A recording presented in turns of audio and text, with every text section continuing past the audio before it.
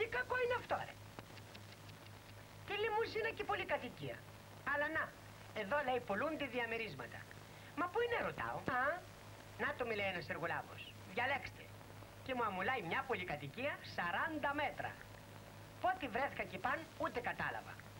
Τώρα μια και είχα σπίτι, είπα και να παντρευτώ. Εύκολο πράγμα. Φτάνει να θες. Έγινε ο γάμος και έφερα και την ύφη στο σπίτι. Μα από την πρώτη ματιά δεν της άρεσαν τα χρώματα των τοίχων. Θα τα αλλάξω, λέει. Και αρπάζει ένα πινέλο και ένα κουτί Αρτέξ. Βρε κορίτσι μου, είσαι στα καλά, της λέω. Πότε θα στιγνώσουν? Α, απόψε με λέει, θα είναι όλα στιγνά.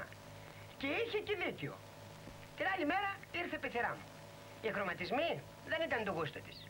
Ανασκουμπώνεται και φτούν και φτού και από ξαναρχής με Αρτέξ. Το χολ, το σαλόνι, τα δωμάτια, την κουζίνα, όλα. Κάποτε αποκτήσαμε και ένα πηδάκι. Μια μέρα παίρνει ένα μολύβι και αρχίζει να μουντζουρώνει τους τοίχους. Και ετοιμάζομαι πάλι για νέα βαψίματα.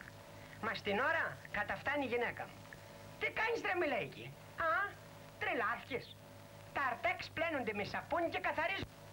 Μια Κυριακή πάλι πήγαμε να δούμε ένα εξοχικό σπιτάκι που πουλιόταν. Τι ρήπιο είναι αυτό, ρε, μιλάει η γυναίκα μου. Θα του πάρουμε, της λέω, και θα σου το κάνω καινούριο. Και να το.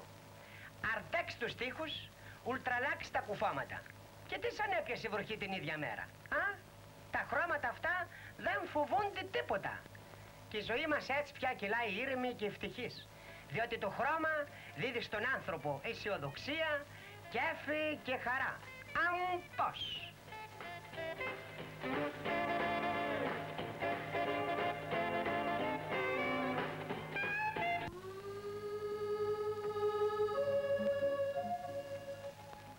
Αρτέξ.